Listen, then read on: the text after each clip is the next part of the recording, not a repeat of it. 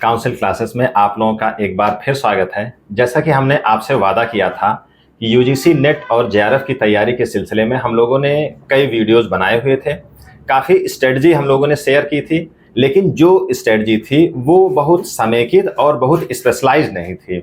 आज हमारे बीच में यूजीसी और नेट की स्पेशल जो क्लासेस करते हैं, लोगों को मोटिवेट करते हैं, जो अभ्यर्थियों को गाइड करते हैं, उनको हमने बुलाया हुआ है। इसी बीच हमारे बीच में आशुतोष जी हैं, आशुतोष कुमार सिंह, आप आए हुए हैं। आप हिस्ट्री विषय से जेआरएफ हैं। आशुतोष जी, काउंसिल क्लासेस में आपका बहुत स्वागत है। बहुत बहुत धन्यवाद काउंसिल क्लासेस में बुलाने के लिए। तो आशुतोष जी ये बताएं, हम आपसे जानना चाहेंगे कि जो यूजीसी की क्लासेस होती हैं, यूजीसी की जो तैयारी होती है, उसमें यूजीसी और नेट दोनों में क्या अंतर होता है?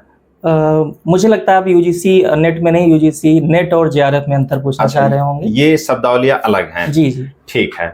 तो थोड़ा सा अपने बारे में आप थोड़ा सा बताएं हमारे अभ्यर्थियों को, जो व्यूअर्स हैं। जैसा आप हम मेरा परिचय बता ही चुके हैं, नाम मेरा बता चुके हैं। आशुतोष कुमार सिंह मेरा नाम है और इलाहाबाद विश्वविद्यालय से मेरा अंडर ग्रेजुएट और पीजी वहाँ से कंप्लीट हुआ है जी। और उसके बाद मैंने एलएलबी भी वहीं से किया था और उसके बाद चूंकि हिस्ट्री से मेरा पीजी था तो फिर मैंने यूजीसी नेट परीक्षा पास की, उसमें जेआरएफ रैंक भी मुझे अलॉट हुआ। अच्छा अच्छा जी।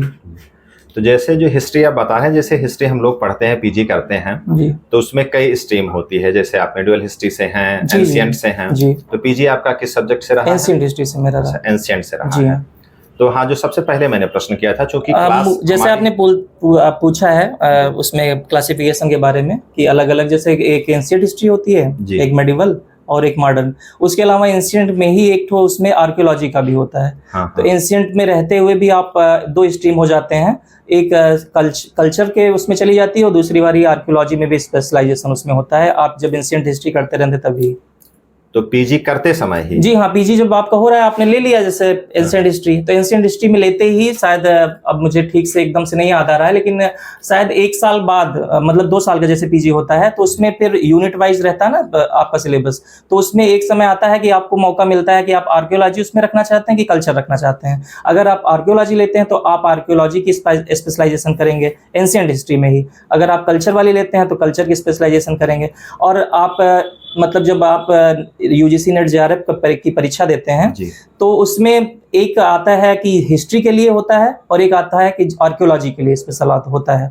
मतलब हिस्ट्री में ही एक आर्कियोलॉजी के लिए आता है और एक लिए हिस्ट्री के लिए आता है। हिस्ट्री में तीनों पूछी जाती हैं, जैसे कि बताया, एंशिएंट हिस्ट्री, मेडिवल और मॉडर्न। आर्कियोलॉजी में केवल आर्कियोलॉजी पूछी जाती है। अच्छा अच्छा जी, ये अंतर है जी। तो जैसा कि सबसे पहले मैंने प्रश्न शुरू किया था यूजीसी और नेट के बारे में, तो यूजीसी एक संस्था है। जी जी। तो जो नेट और जेआरएफ है, इसमें क्या अंतर है? नेट नेशनल एलिजिबिलिटी टेस्ट उसका पूरा नाम है। वो एक ऐसी पात्रता परीक्षा है, जब आप उसको पास आउट करते हैं तो आप एलिजिबल होते हैं असिस्टेंट प्रोफेसर बनने के लिए। मतलब आप उसको पास करने के बाद ही आप असिस्टेंट प्रोफेसर का एग्जाम दे सकते हैं, उसका फॉर्म फिलअप कर सकते हैं, परीक्षा दे सकते हैं, उसमें पास हो सकते हैं। और जो जेआरएफ है वो एक तरह का स्कॉलरशिप है।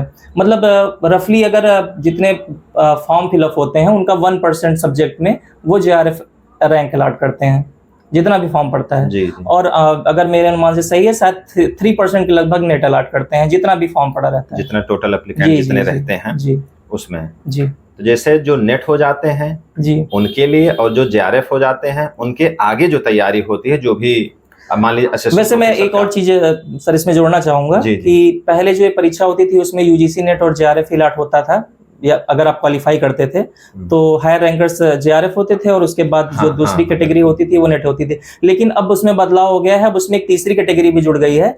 मतलब आप एक तो यूजीसी नेट क्वालिफाई करते हैं, एक जेआरएफ के लिए क्वालिफाई करते हैं, तीसरी कैटेगरी की जुड़ी हुई है कि अगर आपकी पीएचडी होनी है तो आपका स्कोर कट ऑफ वहीं से मिलना है, यूजीसी की परीक्षा से ही। मतलब आपकी जो पीएचडी होंगी, अब उसके टेस्ट का कट ऑफ वहीं से निर्धारित होगा, उसी परीक्षा से ही। अगर आप उस कट ऑफ को पार करते हैं तब आपका पीएचडी में एडमिशन हुआ करेंगे। अच्छा, वहां से ही निर्धारित हो जाएगा? जी जी, ये नया बदलाव कुछ समय से हुआ है यूजीसी परीक्षा। अच्छा, जो इतनी तैयारी लोग कर रहे हैं यूजीसी की नेट की जी और जेआरएफ की, मान लीजिए उसको थोड़ा सा स्पेशलाइज हो गया, जो हाई रैंकर हैं, तो आखिर इसकी उपयोगिता है क्या? आखिर बनना क्या है इसको करने के बाद? किसके बारे में पूछ रहे हैं? जैसे जो नेट है, जो जेआरएफ आप क्वालिफाई हो गए जी तो उसके बाद कहाँ इसकी उपयोगिता है, कहाँ असिस्टेंट प्रोफेसर बनते हैं जी। या असिस्टेंट प्रोफेसर के अलावा भी कहीं इसका कुछ है? नहीं, ये जैसे यूजीसी संस्था जो ये परीक्षा लेती है उसका मतलब यही है कि हायर एजुकेशन में जो आप असिस्टेंट प्रोफेसर बनते हैं, यानी कि आप जाके वहाँ पे एजुकेट करेंगे पीपल्स को, तो ये स्पेशली उसी के लिए परीक्षा है। मतलब जैसे आप परीक्षा पास आउट करते हैं तो आप एलिजिबल बनते हैं उनको पढ़ाने के लिए, मतलब जो बच्चे हैं ग्रेजुएशन या पोस्ट ग्रेजुएशन के, उन्हीं के लिए विशेष रूप से उसी के लिए वो परीक्षा आयोजित की जाती है। और दूसरी जो है जैसे उसमें आपने बताया नेट की परीक्षा पे असिस्टेंट प्रोफेसर होता है, उसकी दूसरी उपयोगिता ये हो गई कि आप पीएचडी करते हैं तो उसके लिए एडमिशन का प्रोसेस बनता है वो। अच्छा, मतलब कि ये केवल एक क्वालिफाइंग एग्जाम है, इसके बाद आप पीएचडी करेंगे जी, उसके बाद आप असिस्टेंट प्रोफेसर बनेंगे या केवल नेट क्वालिफाई करने के बाद भी आप बन सकते हैं? नहीं, देखेंगे अगर इसको देखिए तो यूजीसी कुछ नियमों में बदलाव करती रही है। अभी आप कुछ समय पहले शायद 2021 मुझे जहां तक याद आ रहा है, उसमें उन्होंने बदलाव किया था कि अब अगर आगे से असिस्टेंट प्रोफेसर आपको बनना है तो आप नेट के साथ ही आपकी पीएचडी भी अनिवार्य कर दी गई थी। जी, हाँ, लेकिन जी हाँ, लेकिन उसके बाद शायद एक आध साल बीतते ही विद इन 1 ईयर या 1.5 ईयर में यूजीसी ने सोचा होगा कि ये मेजर जो है टफ है कुछ लोगों के लिए, मतलब हाँ, मतलब ये प्रोसीजर ऐसा है सबके लिए अनुकूल नहीं है, तो उन्होंने फिर बदलाव किया। अब आप फिर से असिस्टेंट प्रोफेसर बनने के लिए केवल नेट अगर पास है तो फॉर्म भर सकते हैं और एलिजिबल हो सकते हैं या बनते भी हैं लोग, उसके लिए पीएचडी की आवश्यकता नहीं है फिलहाल। ये फिर से हटाया गया है। ये है कि आप नेट क्वालिफाई हो जाते हैं, चूंकि उसके बाद फिर से एग्जाम कंडक्ट होते हैं असिस्टेंट प्रोफेसर के या फिर इंटरव्यू वाले सेक्शन होते हैं जी, तो शायद इसी पर्पस से यूजीसी ने उसमें थोड़ी सी ढील दी होगी जी जी जी, या आपको पीएचडी की आवश्यकता नहीं है जी जी। तो जैसा कि आपसे थोड़ा सा हम जानना चाहेंगे, जो अभ्यर्थी हमारे पूछ रहे थे जी, तो इसकी एक मिनिमम क्वालिफिकेशन क्या है? मतलब आप नेट का एग्जाम अगर देना चाहते हैं तो मिनिमम इसकी क्वालिफिकेशन क्या रहेगी? मिनिमम क्वालिफिकेशन इसकी आपका जो कंसर्न सब्जेक्ट में आप पीजी हैं तो उसमें विद 55% मार्क अगर आप जनरल उससे बिलोंग करते हैं तो 55% अंकों के साथ आपकी पीजी का सब्जेक्ट होना चाहिए। और वो रिलैक्सेशन जो कास्ट वाइज होता है, अलग अलग कास्ट वाइज ना कह के आप कैटेगरी वाइज कहिए उसको, तो उसमें जो है रिलैक्सेशन भी 5% का दिया गया है अदर कैटेगरीज के लिए। अच्छा, मतलब कि आप अगर परास्नातक हैं, पोस्ट ग्रेजुएट हैं किसी भी सब्जेक्ट से जी, आपका अगर 55% अगर जनरलाइज बात करें जी, तो आप इसकी तैयारी कर सकते हैं जी जी। 55% अगर है तो आप उसका फॉर्म फिलअप कर सकते हैं। और जो आरक्षित वर्ग के हैं उनको 5% का रिलैक्सेशन मिला हुआ है। क्या इसमें कोई एज बाउंडेशन भी है? एज बाउंडेशन नेट के एग्जाम के लिए नहीं है, कहने का मतलब आप नेट पास करने के लिए उसके लिए एज बाउंड नहीं की गई, लेकिन हाँ जेआरएफ के लिए जरूर एज बाउंड किया गया है। पहले 28 ईयर्स हुआ करती थी, अब 30 ईयर्स है। अच्छा, उसको 2 साल बढ़ा दिया जी हाँ, 30 ईयर्स तक का जेआरएफ के लिए अप्लाई कर सकते हैं। मतलब कहने का ये है कि आप परास्नातक हैं, 55% अंकों के साथ अगर आपका किसी भी सब्जेक्ट से परास्नातक हैं तो आप नेट की परीक्षा आप दे सकते हैं। जेआरएफ के लिए आपको एज बाउंड किया गया कि 30 साल के बाद आप जेआरएफ नहीं होंगे, चाहे जितनी अच्छी आपकी रैंक रहे जी जी। सीधा सा मतलब इसका यही है जी हाँ, कि अगर आप रैंक 1 भी हैं तो आप जेआरएफ की कैटेगरी में नहीं आएंगे और आपको नेट क्वालिफाई करार कर दिया जाएगा। लेकिन जहां तक मैं समझ पा रहा हूँ उसमें भी रिलैक्सेशन एज वाले में भी जैसे कि कैटेगरी वाइज दिया जाता है, उसमें शायद उसका रिलैक्सेशन भी मिलता है कैटेगरी वाइज। जैसे सामान्य तौर पे अब यहाँ थोड़ा सा क्लियर हम जानना चाहेंगे कि नेट और जेआरएफ में अंतर तो आपने बता ही दिया जी, तो जेआरएफ होने के एडवांटेज क्या हैं? जेआरएफ एक तरह की फेलोशिप है, जैसे मैंने बताया कि उसी परीक्षा में जो मोस्ट रैंकर्स होते हैं बच्चे, रफली मैंने आपको बताया कि जितने फॉर्म पढ़ते हैं शायद बस का 1% सब्जेक्ट में, कंसर्न सब्जेक्ट में, उनको जेआरएफ रैंक अलॉट की जाती है। जैसे जेआरएफ का अगर पूरा नाम भी अगर आप जाने, जूनियर रिसर्च फेलोशिप उसका नाम होता है। वो एक तरह की फेलोशिप है, गवर्नमेंट ऑफर करती है ऐसे लोगों के लिए जो पढ़ते समय ही उनको अपनी जो रिसर्च पूरी करते समय भी कंटीजेंट एक तरह से मिलता है कि आप उसके साथ ही आप डिपेंडेंट भी होते हैं फाइनेंशियली कि आप अपनी रिसर्च पूरी कर सकें और आपको पैसा भी मिलता रहता है, एक अच्छे अमाउंट में आपको पैसे मिलते हैं उसमें। अच्छा, थोड़ा सा फ्री हैंड हो सके और अच्छी रिसर्च जी हो सके जी। और इसके अलावा भी जेआरएफ का अवार्ड केवल इसकी के लिए काम नहीं आता। आपका जेआरएफ अवार्ड जो होता है वो जो उसका सर्टिफिकेट होता है लाइफ टाइम होता है। आप जब भी किसी परीक्षा में बैठेंगे, जैसे असिस्टेंट प्रोफेसर की परीक्षा में बैठ रहे हैं, इवन आप अगर एडमिशन ही ले रहे हैं, जैसे बताऊं मैं सेंट्रल यूनिवर्सिटीज होती हैं तो वहाँ पे जब पीएचडी की पेपर होता है, क्रेड बोलते हैं, कंबाइंड रिसर्च एंट्रेंस टेस्ट बोलते हैं, तो उसमें जो जेआरएफ एक परीक्षा होती है, पहले रिटन होता है फिर उसके बाद इंटरव्यू होता है। लेकिन जो जेआरएफ जिनका पीएचडी करने के लिए जी जी मैं पीएचडी करने के लिए बता रहा हूँ, जब एडमिशन होता है तो उसमें एक रिटन एग्जाम होता है, फिर इंटरव्यू होता है। तो उसमें जो सामान्य वर्ग होता है, मतलब जैसे कि जनरल लड़के हुए नॉर्मल, वो फॉर्म भरते हैं, वो परीक्षा देते हैं, उसके बाद फिर अगर वो कट ऑफ पार किया रिटर्न का तो इंटरव्यू देते हैं। लेकिन जेआरएफ का बेनिफिट ये होता है कि आपको रिटर्न एग्जाम देना ही नहीं होता है, आप डायरेक्ट एंट्री आपकी इंटरव्यू में होती है, और इंटरव्यू में जाने के बाद भी जो उसमें कंपोजिट मार्किंग होती है उसमें जेआरएफ के मार्क्स अलग से उसमें दिए जाते हैं।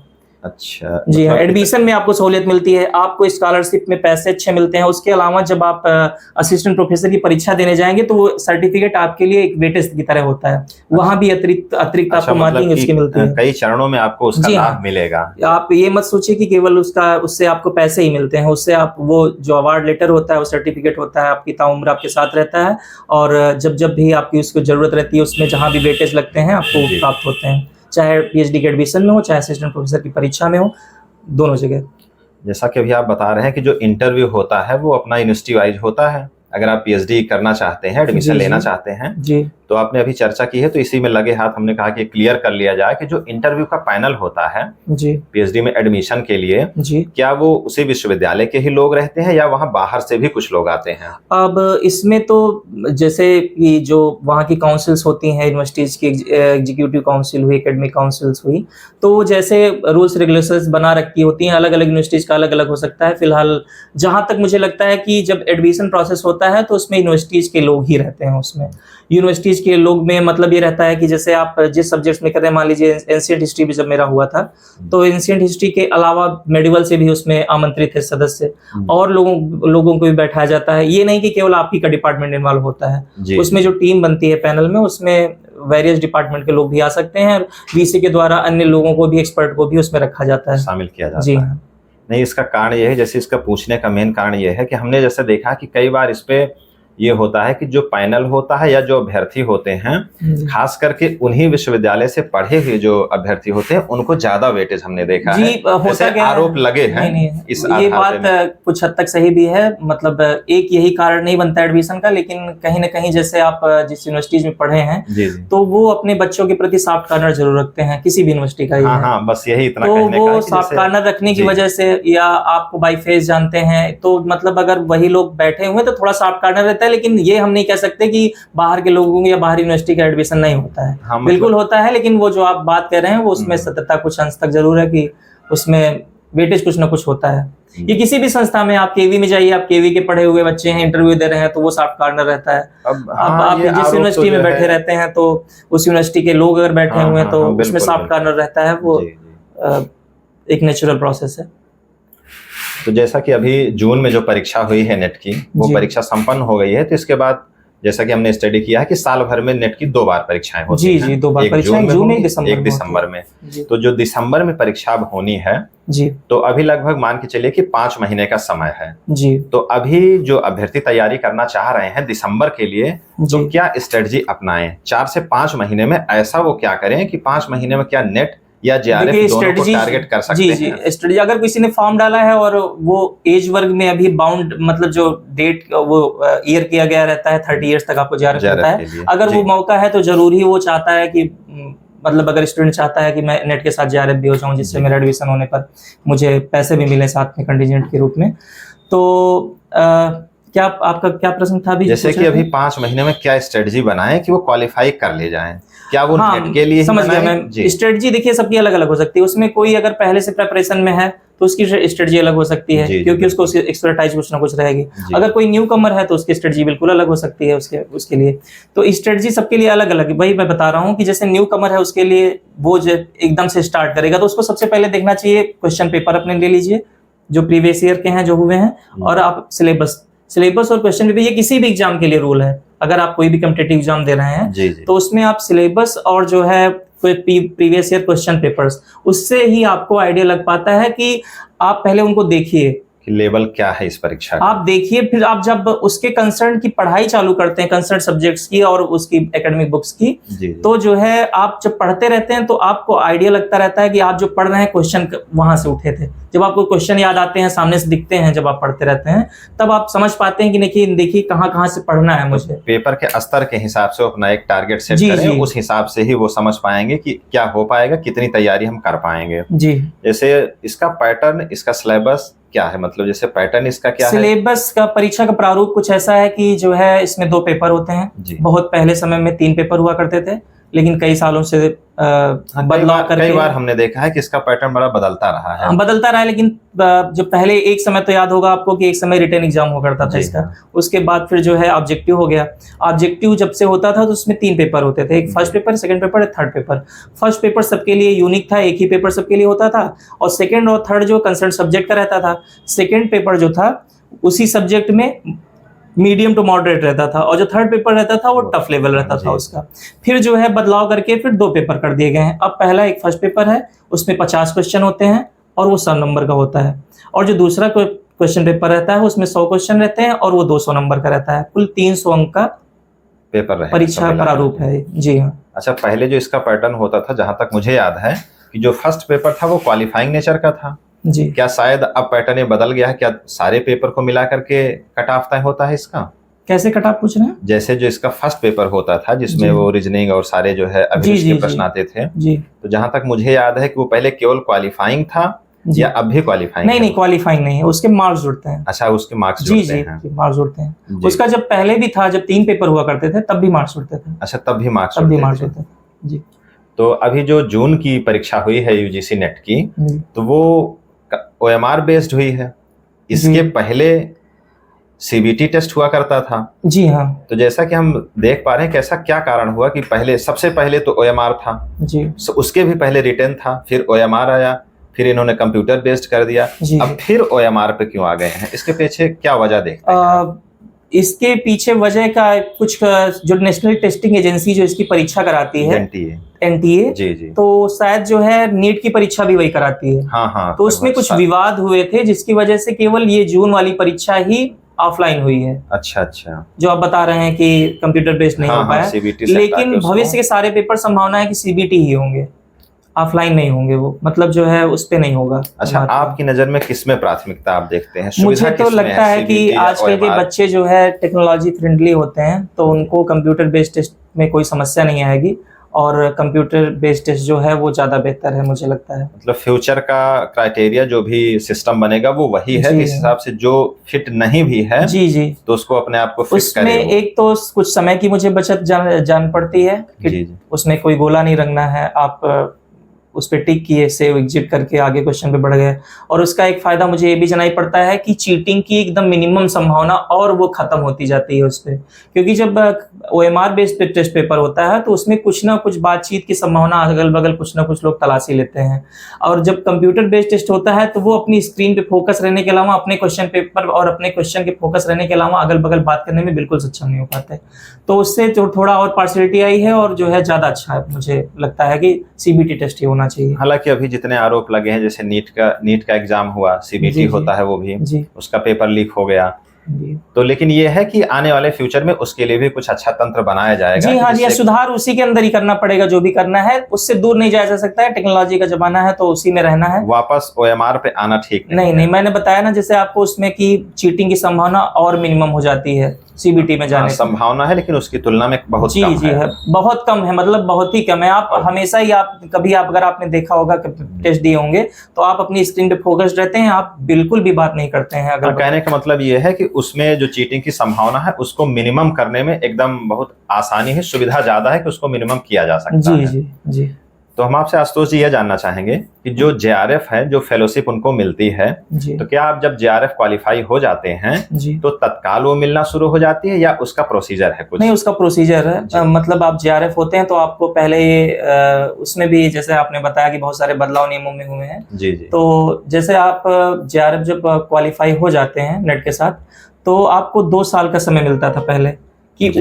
जब जिस डेट से आप क्वालिफाई हुए हैं उसके 2 साल के अंदर अंदर आप कहीं ना कहीं अपना एडमिशन ले लीजिए पीएचडी में। जी। और जैसे ही आपका एडमिशन होता तो उसी समय पर आपकी स्कॉलरशिप चालू हो जाती थी। अब वो 2 साल से बढ़ा के 3 साल कर दिया गया है समय। अब आप जैसे ही क्वालिफाई करते हैं एग्जाम, तो उसके विथिन 3 ईयर में आप किसी भी यूनिवर्सिटी में आप पीएचडी में अपना एनरोल हो जाइए। जी। उसके बाद जो है आपकी स्कॉलरशिप चालू होगी। उसके अंदर भी प्रोसेस होता है, जब आप प्रोसेस में रहते हैं एडमिशन के, और जैसे यूनिवर्सिटी में आपको बताया सेंट्रल यूनिवर्सिटीज में वहाँ पे रिसर्च डेवलपमेंट काउंसिल होती है, उसको शॉर्ट में आरडीसी कहते हैं। जी। यूनिवर्सिटी की एक मतलब एक कमेटी आप समझ लीजिए आप। तो जो भी रिसर्च संबंधित जो भी एडमिशन की फाइल्स होती हैं, जब वो जाके आरडीसी में उनकी अध्यक्षता में वीसी की होती है, जी। वहां पे जब साइन हो जाते हैं उसी दिन से आपका एडमिशन फाइनल मान लिया जाता है। और उसी डेट से भले ही आप वहां पे संस्था में जाना नहीं चालू करते हैं, लेकिन उस डेट से जिस दिन से आरडीसी का साइन होता है, मतलब वीसी का साइन हो जाता है उस पे, आरडीसी जो मीटिंग बताया आपको, तो उसी दिन से आपकी स्कॉलरशिप चालू हो जाती है। अच्छा, मतलब ये एकदम क्लियर है कि जिस दिन आप पीएचडी में एडमिशन लेंगे जी तभी आपको स्कॉलरशिप या फेलोशिप जी मिलेगी। जी हाँ, एडमिशन केवल- उसके लिए मस्ट है, बिना एडमिशन के आपको स्कॉलरशिप नहीं हाँ, मिलती। मतलब कि जेआरएफ आप उत्तीर्ण हो गए हैं तो इसका आशा ये नहीं है कि आपकी फेलोशिप स्टार्ट हो गई है। जी आशुतोष जी, आपका टॉपिक क्या रहा जो पीएचडी जी हम enroll हुए थे? मेरा जब एनरोल था तो मुझे टॉपिक जो मेरा था सेलेक्ट किया हुआ, उसमें था प्राचीन भारत में तीर्थ एक समाज आर्थिक अध्ययन। अच्छा अच्छा। जी हाँ। तो फेलोशिप के बारे में एकदम कंफर्म हो गया कि आप जो है एडमिशन के बाद ही आपको मिलेगा, जैसा कि कई हमारे अभ्यर्थी चर्चा कर रहे थे, उन्होंने कमेंट में लिखा भी था जब हमने कुछ वीडियोस बनाए थे स्ट्रेटजी के, जी जी कि क्या सर ये फेलोशिप तत्काल मिल जाती है। तो हमने कहा जब इसके विशेषज्ञ आए हैं तो मैं इसको जरूर कंफर्म करूंगा, क्योंकि ऐसा मैंने देखा है कि एक अच्छी डिपेंडेंसी हो जाती है जो जी, फेलोशिप मिलती है। जी जी तो उसके साथ में इलाहाबाद में रहते हुए मैंने भी ये देखा है कि जो लोग तैयारी कर रहे हैं अन्य कंपटीशन की, सर्विसेज, सिविल सर्विसेज की, जी तो अगर आप उनकी फेलोशिप चल रही तो उससे उनको वहां पे रहने में बड़ी आसानी मिल जाती है जी और जो तैयारी है उनकी काफी बेहतर हो जाती है। जी जी जैसा जी आप जानते हैं कि मीडियम फैमिलीज के लोग या कि लोअर मीडियम फैमिलीज के लोग जाते हैं, बच्चे जाते हैं प्रिपरेशन करने, तो एक फाइनेंशियल उनके ऊपर एक बर्डन बाद में रहता है। तो एक अच्छा अमाउंट आपको मिलता है उस समय, तो एक बहुत बड़ी सहूलियत सरकार की तरफ से है कि आप उसका लाभ ले सकते हैं। हाँ हाँ, बिल्कुल बिल्कुल, एक अच्छा अमाउंट मिलता है। मेन जी, बात जी, ये है कि जी, उस हाँ। समय आपको जो जी हाँ स्कॉलरशिप जी मिलती है जी वो अच्छा अमाउंट रहता जी है। जैसा कि आप बता रहे हैं कि जो असिस्टेंट प्रोफेसर आपको बनना है नेट क्वालिफाई करने के बाद, तो असिस्टेंट प्रोफेसर आप कहाँ कहाँ बन सकते हैं, मतलब क्या क्या रास्ते हैं? अगर आप गवर्नमेंट सर्विस की बात करें, गवर्नमेंट जी, सेक्टर जी। में, तो जी। कहाँ कहाँ इसकी संभावना दिखती है? असिस्टेंट प्रोफेसर की वैकेंसीज वेरियस लेवल्स पे आती हैं। जैसे उनमें से एक है लोक सेवा आयोग से गवर्नमेंट डिग्री कॉलेज की आती है, जी एक हायर एजुकेशन से आती है, जैसे कि आपके क्षेत्र में बहुत सारे ऐसे कॉलेजेस होंगे जो एडेड होंगे, जी। तो जो उसमें असिस्टेंट प्रोफेसर की नियुक्ति होती है वो हायर एजुकेशन से होती अच्छा, है। वहीं के माध्यम से जी होती हाँ, है। सेंट्रल यूनिवर्सिटीज ऑटोनॉमस संस्थाओं की तरह वर्क करती हैं, उनका अपना अलग प्रोसीजर होता है वो सिलेक्शन अपना, का, हाँ, उनका अलग आयोजित उनका कराती अलग हैं। जो आप नियुक्तियां क्रेट होती हैं। क्रेट जी का जिक्र आप कर रहे थे। नहीं, क्रेट का जो है वो रिसर्च एडमिशन के लिए अच्छा है, अच्छा, रिसर्च का है। ठीक ठीक। वो वहाँ का असिस्टेंट प्रोफेसर के लिए अलग से आता अलग है से फॉर्म। जो है जी विज्ञापन हाँ। निकलेगा और उसके लिए। स्टेट यूनिवर्सिटीज हैं वो अपना अलग से लाती हैं। इसके अलावा भी एक रास्ता होता है कि बहुत कुछ ऐसी नामी गिरामी संस्थाएं हैं जो प्राइवेट सेक्टर में इंस्टीट्यूशंस हैं, वहाँ भी आपको असिस्टेंट प्रोफेसर का बनने का मौका मिलता है। मौका मिलता है और अच्छी तनख्वाह वहाँ, जी अच्छा जी वेतन वहाँ वहाँ भी आप अच्छे पा बहुत सकते अच्छे हैं। इंस्टीट्यूट्स हैं, तो उनका सिलेक्शन प्रोसेस जरूर अच्छा लेते हैं और टफ लेते हैं, लेकिन आपको सैलरी पैकेजेस पर्क्स बहुत अच्छे मिलते हैं। जी। जैसे हमने देखा है कि जो राजकीय संस्थाओं में जो होते हैं, चाहे टीचर की ही हम बात करें, तो असिस्टेंट प्रोफेसर रहते हुए आप एडेड में या फिर किसी विश्वविद्यालय में या फिर किसी राजकीय संस्था में, जी क्या आपको प्रशासन में भी कहीं आपको पदस्थापन मिलता है? वहां भी कुछ इसका फ्यूचर दिखता है? जी अवश्य। जैसे कि अगर गवर्नमेंट या शासन स्तर से ऐसी कोई कमेटीज बनी है जहाँ पे एक्सपर्टीज की जरूरत होती है, तो जरूर ही शैक्षिक संस्था चूंकि हायर एजुकेशन से रिलेटेड ही होती हैं, जी। तो वहाँ विषय विशेषज्ञ तौर पर आपकी नियुक्तियां होती हैं। वैसे भी अगर किसी प्रशासनिक काम में अगर गवर्नमेंट को जरूरत होती है, जैसे आप देखते हैं चुनाव में जब भी निर्वाचन होते हैं तो स्टैटिक मजिस्ट्रेट के रूप में, या कि मोबाइल मजिस्ट्रेट जो देखते होंगे गाड़ियों की चेकिंग वगैरह करते हैं, तो वहाँ पे अधिकारी के तौर पर आपकी तैनाती उस समय होती है। हाँ, जैसा कि अभी हाल फिलहाल में हमने देखा है कि जो एक जी। शिक्षा सेवा चयन आयोग का गठन हुआ है, जी उसकी जो अध्यक्ष बनाई गई हैं प्रोफेसर कृति पांडे जी, जी जी तो वो भी प्रोफेसर हैं गोरखपुर विश्वविद्यालय में, तो जी। उनको यहाँ पे पदस्थापन उनको किया गया है। जी जी तो क्या हम माने कि जो मैंने प्रश्न पूछा ये उसी का एक उत्तर है, उसी का एक उदाहरण जी है? हाँ, बिल्कुल आप देख सकते हैं एक तरह की शासन स्तर से एक नियुक्ति है आपका। आप भले ही मूल पद पे आप किसी यूनिवर्सिटी में रहते हैं, लेकिन जब आवश्यकता पड़ती है तो आपको चयनित किया जा सकता है ऐसी संस्थाओं के अध्यक्ष के लिए। और जब आप ऐसी संस्था के समय आपका समाप्त हो जाता है तो आप अपने मूल पद पे फिर से वापसी आप चले जाते हैं। वापस आप वहां जा सकते हैं, फिर आप वापस हो जाते हैं। जी जी। तो मेरा प्रश्न उद्देश्य यही था कि आप एक अध्यापक रहते हुए या प्रोफेसर रहते हुए प्रशासन में भी आप अपनी भूमिका निभा सकते हैं। प्रशासनिक भूमिका निभा सकते हैं। ऐसी कमेटीज में आपका सिलेक्शन होता है जो राज्य में नीति नियंत्रण का काम करती हैं, जहां से वेरियस पॉलिसीज ड्राफ्ट होती हैं। मेरा दूसरा प्रश्न यही होता कि जो नीति निर्माण होते हैं उसमें भी आपकी भूमिका बन सकती है। अगर आपके अंदर कुछ ऐसा विशेष है तो आपको वहां मौका मिल सकता है। अब जैसे खास करके जो मैं आपसे पूछ रहा था नेट और जेआरएफ की तैयारी के लिए, चूंकि नेट और जेआरएफ की तैयारी करना तो उद्देश्य है नहीं, नेट जेआरएफ आप उत्तीर्ण होकर के आपका मूल उद्देश्य असिस्टेंट प्रोफेसर बनना है। तो क्या नेट और जेआरएफ की तैयारी करते हुए आगे उसकी भी तैयारी की जाए, उसकी का आशा है असिस्टेंट प्रोफेसर की, या पहले आप नेट उत्तीर्ण हो लें फिर उसके बाद सेकेंड स्टेप में आए आप असिस्टेंट प्रोफेसर की तैयारी करें? आप क्या सोचते हैं? मुझे लगता है कि आप जब आप यूजीसी नेट की या जेआरएफ की प्रिपरेशन करते हैं तो आप कंसर्न सब्जेक्ट्स में ही फॉर्म भरते हैं। जी जी। तो जब आपका जो आप असिस्टेंट प्रोफेसर के फॉर्म्स की बात कर रहे हैं तो उसमें भी सब्जेक्ट वही रहेगा।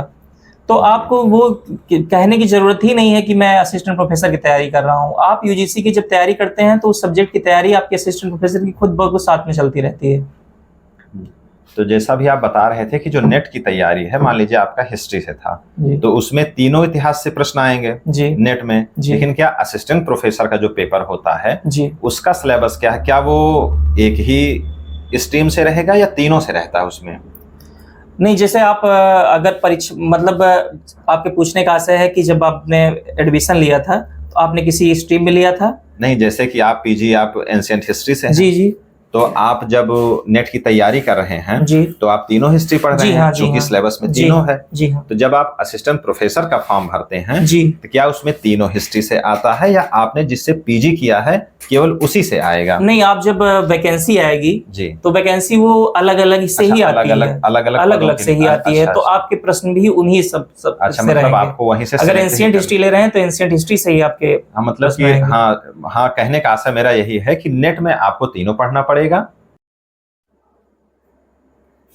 आशुतोष जी, मैं आपसे जानना चाहूंगा कि जैसे जो लोग नेट और जेआरएफ की तैयारी करते हैं, असिस्टेंट प्रोफेसर की तैयारी करते हैं, तो उसमें हमने ये देखा है कि बड़ा समय लग जाता है उनको नेट की तैयारी करते हुए या फिर असिस्टेंट प्रोफेसर की तैयारी करते हुए और असिस्टेंट प्रोफेसर बनते हुए।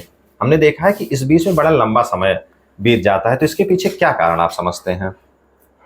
आप नेट की तैयारी की बात कर रहे हैं, असिस्टेंट प्रोफेसर की, या होल प्रक्रिया की बात? होल पूरा, हमने दोनों में देखा। अगर हम अलग अलग ही बात कर लें तो बहुत बार देखा गया है कि जो बच्चे तैयारी करते हैं वो टारगेट बेस्ड तैयारी न करके कैजुअली जब ऐसे फॉर्म आता है तो डाल देते हैं, मतलब टारगेट करके तैयारी नहीं करते उसकी। मतलब कहीं वो अपना कुछ काम कर रहे हैं साइड में, इसको जो है दिमाग से अगर टारगेट अप्रोच अगर रखेंगे तो मुझे लगता है जरूर उनको कम समय लगेगा। और एक ये भी कारण है कि हाँ, एग्जाम जरूर टफ होते हैं दोनों।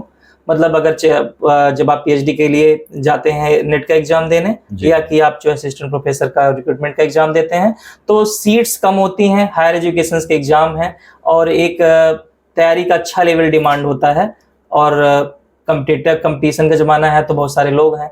तो इतने कम जब सीट्स होती हैं तो जरूर ही आपको ज्यादा समय लगने की संभावना होती है। ये कारण मुझे जान पड़ता है। मतलब दो कारण आप बता पा रहे हैं इसमें कि एक तो यह है कि सीट कम होती है, थोड़ा सा एग्जाम टफ होता है, और थोड़ा सा इसको ज्यादातर लोग कहीं आप सेलेक्ट हो जाते हैं, उसके बाद अपना हायर एजुकेशन में जाने के लिए संघर्ष करते रहते हैं। तो जैसा कि जो अभ्यर्थी तैयारी कर रहे हैं तो उनकी तैयारी के लिए आप बताएंगे कि क्या कोचिंग बेहतर है या फिर वो सेल्फ स्टडी करें, या इसके कोचिंग कुछ अच्छे संस्थानों में चलाए जा रहे हैं? अगर आप थोड़ा सा बता पाए बच्चों को। ये पर्सन टू पर्सन डिपेंड करता है।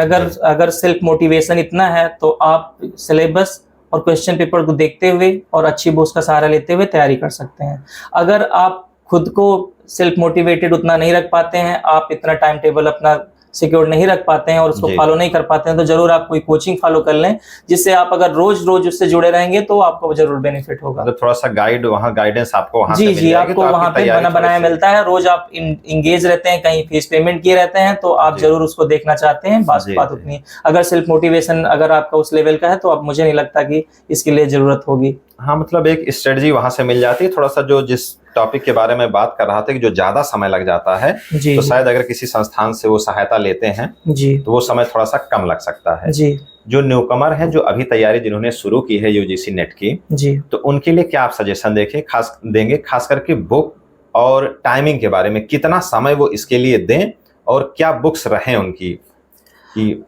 ये क्वेश्चन सर अभी आप जब शुरुआती बातचीत हुई तब जी। भी आपने रखा था। जी, जी। फिर से तो मैं बता दूं इसके बारे में कि आप जब आप न्यूकमर हैं तो किसी भी जो एग्जाम है उसका मैं आपको रूल एक सामान्य से बता दे रहा हूं कि मतलब आप प्रीवियस ईयर क्वेश्चन पेपर उठाइए, सिलेबस जी। उठाइए, दोनों को ठीक से देखिए और उसके बाद जो है आप अपनी तैयारी स्टार्ट कीजिए। जैसे कि यूजीसी नेट का पेपर है, उसमें जैसे मैंने बताया 2 तरह के पेपर होते हैं, जी। दोनों में ही 10-10 यूनिट है। तो आप जब देखते हैं तो हर यूनिट का वाइज आप अपना सेलेक्ट कीजिए कि किस किस बुक से आप पढ़ सकते हैं, किससे आप देख सकते हैं, क्योंकि यूजीसी नेट के पेपर में बहुत कम क्वेश्चन ऐसे आते हैं जो रिपीट होते हैं। उसमें जी, से हाँ, मोस्टली हाँ, क्वेश्चन ये ऐसे तो होते हैं जो बिल्कुल, बिल्कुल आपके तय है। देखे नहीं हुए होते हैं। तो आप जब उस विषय विशेष के संदर्भ में आपकी तैयारी इतनी अच्छी होगी तब आप उसको क्वेश्चन को सॉल्व करने में सक्षम हो पाएंगे। और जहां तक मैंने देखा था कि क्वेश्चन उसमें बहुत सारे एलिमिनेशन मेथड से ही सॉल्व हो पाते हैं। बहुत सारे जैसे आपके 4 विकल्प हुए थे उसमें एलिमिनेट आप कर पाते हैं। जरूरी नहीं कि वो वाले क्वेश्चन वो आपको सही वाला पता था, हाँ, लेकिन हाँ। जो गलत वाले हैं वो आपको पता रहते हैं, तो इसलिए सही वाला खोजना आसान हो जाता है आपके लिए। कहने का आशय है कि कोई स्पेसिफिक इसके जो है विशिष्ट जो है बुक कोई जी, नहीं जी। है।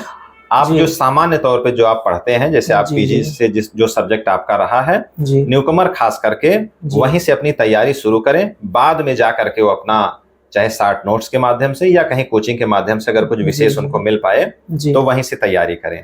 सर, एक चीज और मैं बताना चाहूंगा कि जो तैयारी होती है इसकी प्रिपरेशन, तो उसमें जैसे नेट होना तो अपेक्षाकृत एक मतलब वो भी मैं सरल नहीं कहूंगा, वो हो जाते हैं, लेकिन जेआरएफ होने के लिए स्पेशल एफर्ट्स की जरूरत पड़ती है आपको, क्योंकि उसमें सीट्स बहुत ही कम अलॉट होती है।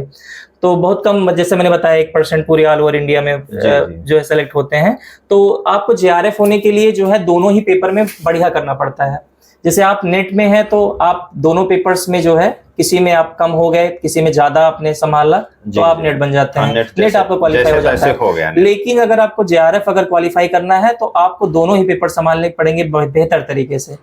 देखिए, आपकी कुछ स्ट्रेंथ कुछ वीकनेस होती हैं। होता क्या है, जैसे फर्स्ट पेपर अगर उसका सिलेबस 10 यूनिट्स में आप देखेंगे तो आप देखेंगे उसमें से मैथमेटिकल रीजनिंग है, लॉजिकल रीजनिंग है, रिसर्च एप्टीट्यूड है, टीचिंग एप्टीट्यूड है। तो इस तरह के ऐसे यूनिट्स बनते हो। दूसरा आपका कंसर्न सब्जेक्ट है।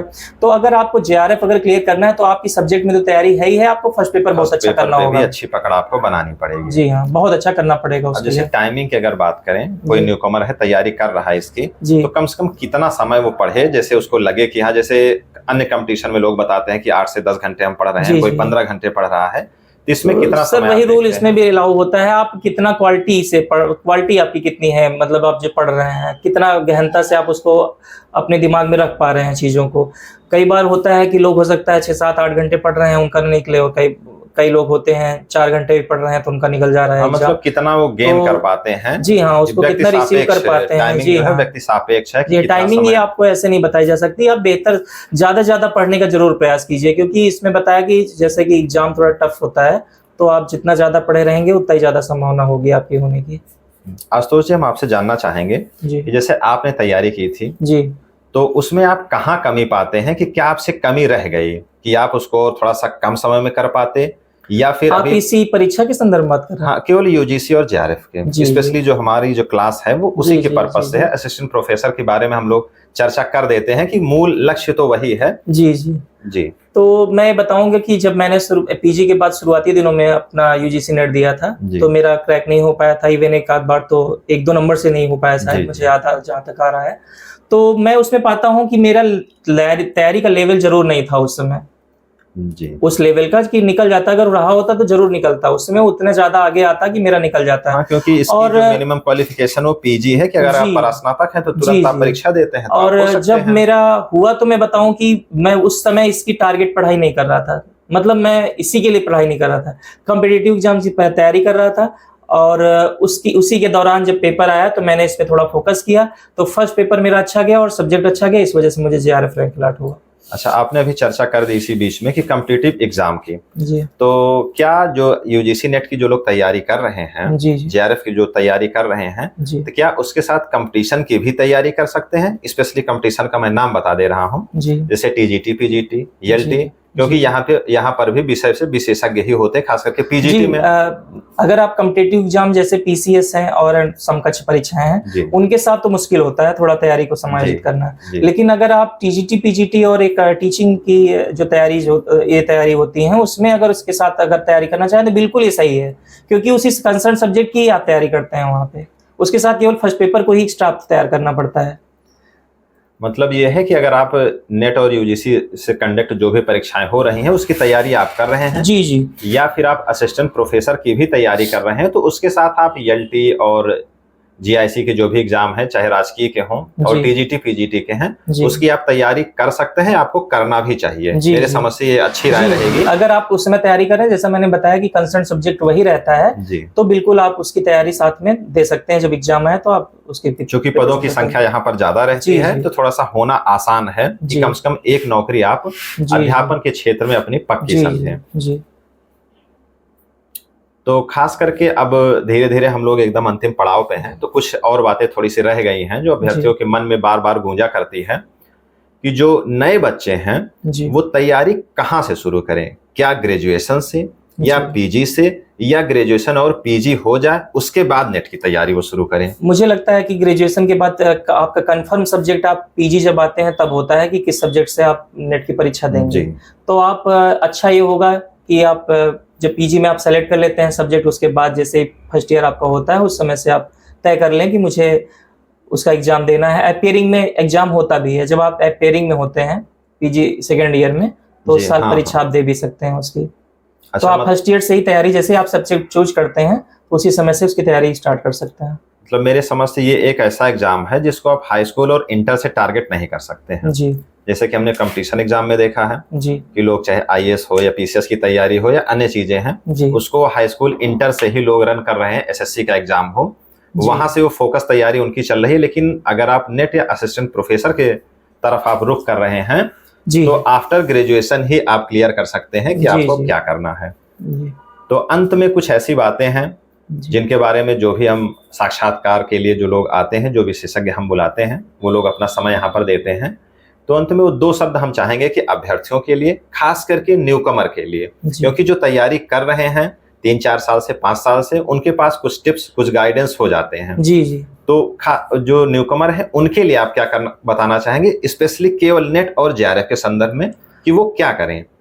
तो सर इसके लिए जेआरएफ के नेट जेआरएफ के अलावा जो भी आप एक कॉम्पिटिटिव एग्जाम देते हैं, जी तो उसमें आप डेडिकेशन की जो होता है वो हर जगह रोल प्ले करता है। जी और जो एक टर्म कहा जाता है एवरी सेकंड काउंट, तो आप ये मत सोचिए कि आप पीछे हैं, आपसे बहुत सारे लोग ज्यादा तैयारी वाले हैं। आप जब से भी आपको ये डेडिकेशन आपके अंदर आया और आप सेल्फ मोटिवेट हुए कि नहीं इस बार मुझे एग्जाम क्रैक करना है, तब से आप अपनी तैयारी में पूरा का पूरा समय, जो भी समय आप अधिकतम दे सकते हैं वो देने का प्रयास करें। जी जी जी जैसा कि एक मित्र हमारे बता रहे थे कि नेट की तैयारी के लिए वो हिंदी से जेआरएफ हैं, जी क्यों हमने उनसे पूछा कि क्या इसकी कोई शार्ट ट्रिक है कि जी। नेट निकल सके, जेआरएफ के लिए चर्चा नहीं है, जी नेट। तो उन्होंने कहा कि आप नेट की परीक्षा देते रहें, कभी ना कभी निकल जाएगा। जी तो क्या कोई ऐसी शार्ट ट्रिक है जी कि जिससे वो निकाला जा सकता है कि आप देते रहे निकल जाएगा? कभी न कभी मुझे लगता है कि लोग देते तो रहते हैं, जी। निकलता तभी है जब वो सीरियस होते हैं। अच्छा जी हाँ, तो ये कोई शॉर्टकट तो मुझे नहीं समझ में आता है। आपको प्रयास ये करना चाहिए कि आप जब पहली बार दे रहे हो तभी से आप गंभीर हो जाएं, नहीं तो जितना देर से आप जो है गंभीर होंगे उतना ही आप लेट आप हो जाएंगे और सब आगे की चीज़ों में, जैसे कि आपकी पीएचडी, आपका जो है असिस्टेंट प्रोफेसर का फॉर्म, वो सब लेट होंगे। आप उसकी जो गंभीरता जो एग्जाम की होती है उसको जी। पहले एग्जाम से ही ग्रेड करने की कोशिश करें। हाँ, कहने का मतलब यह है कि जो भी अभ्यर्थी इसकी तैयारी करना चाह रहे हैं, जी तो ये स्पष्ट जान लें कि कोई शार्ट ट्रिक इसकी जी। नहीं है, और शार्ट जी। ट्रिक तलाश करने की आवश्यकता इसलिए भी नहीं है जी क्योंकि आपका लक्ष्य टीचर बनना है, असिस्टेंट प्रोफेसर बनना है। केवल नेट निकाल करके या केवल जेआरएफ निकाल करके आपका कुछ खास होने वाला नहीं है। जी। तो कहने का मतलब यही है कि आप शुरू से ही अपनी सब्जेक्ट पे आप अपनी पकड़ बनाएं और पूरी गंभीरता के साथ तैयारी करें कि आपका लक्ष्य असिस्टेंट प्रोफेसर तक है और यात्रा आपकी थोड़ी सी लंबी है। जी। तो इस तरीके से आज की एक सार्थक वार्ता हम लोगों की हुई, जो अभ्यर्थी तैयारी कर रहे हैं और खास करके जिनका टारगेट दिसंबर में जो परीक्षा आयोजित होने वाली है उसके लिए आशुतोष जी ने आप समय दिए और आपने जो चर्चा की, खास करके न्यूकमर के बारे में हमारी चिंता थोड़ी सी ज़्यादा रहती है कि उनका भटकाव थोड़ा सा ज़्यादा रहता है। 4-5 साल 6 साल जब बीत जाता है तब वो समझ पाते हैं कि हमको करना क्या है और क्या किस दायरे में होकर के करना था। आप यहाँ पर आए आशुतोष जी, आपने अपना बहुमूल्य समय दिया, बहुत बहुत इसके लिए धन्यवाद। आपका भी बहुत बहुत धन्यवाद आपकी संस्था काउंसिल क्लासेस में बुलाने के लिए। जी जी। तो आज की क्लास जो भी अभ्यर्थी देख रहे हैं या जो अभी बाद में देखेंगे या जो न्यूकमर तैयारी कर रहे हैं यूजीसी नेट की, जिन्होंने अभी परीक्षा दी है या दिसंबर में देना चाह रहे हैं या जिनका अभी पीजी कंप्लीट नहीं हुआ है, ऐसे अभ्यर्थी बहुत सारे रहते हैं। तो अगर आपको किसी प्रकार की समस्या होती है, कोई आपके मन में जिज्ञासा है, लगभग जो वीडियो अभी चल रहा है, जो भी साक्षात्कार आशुतोष जी और हमारे बीच में हुआ, जो उन्होंने टिप्स दी है, अगर उससे इतर आपके मन में कोई जिज्ञासा है तो आप कमेंट सेक्शन में जा करके लिख सकते हैं, पूछ सकते हैं। अगर आवश्यकता पड़ी, अगर आपको ऐसा अनुभव होगा, जो भी दिसंबर में परीक्षा होगी, तत्कालीन 1 हफ्ते 10 दिन की विशेष स्ट्रेटजी बनाने के लिए आशुतोष जी से हम फिर निवेदन करेंगे। आपके बीच में आशुतोष जी फिर उपस्थित हो सकते हैं। बाकी तत्कालीन जिज्ञासा के लिए आप कमेंट में जाकर के अपनी जिज्ञासा रख सकते हैं और उसको तत्समय तत्काल शांत किया जाएगा। और इसी के साथ में आज की जो क्लास है उसको हम करते हैं समाप्त। मिलते हैं हम लोग रेगुलर जो हम लोगों की क्लास चलती है उसमें, जो स्ट्रेटजी वाली क्लास रहती है उसमें, या फिर किसी विशेषज्ञ के साथ, या फिर किसी कंपटीशन एग्जाम जिन्होंने अच्छी तैयारी से जो है निष्पादन किया है, उनसे मैं अनुरोध करूंगा कि आपके बीच में वो आएंगे और आपको अपनी जो स्पेशलाइज तैयारी है, चाहे एसएससी की हो चाहे सिविल सर्विसेज की हो, उसमें आपको टिप्स देंगे और अपना समय वो जरूर देंगे। धन्यवाद।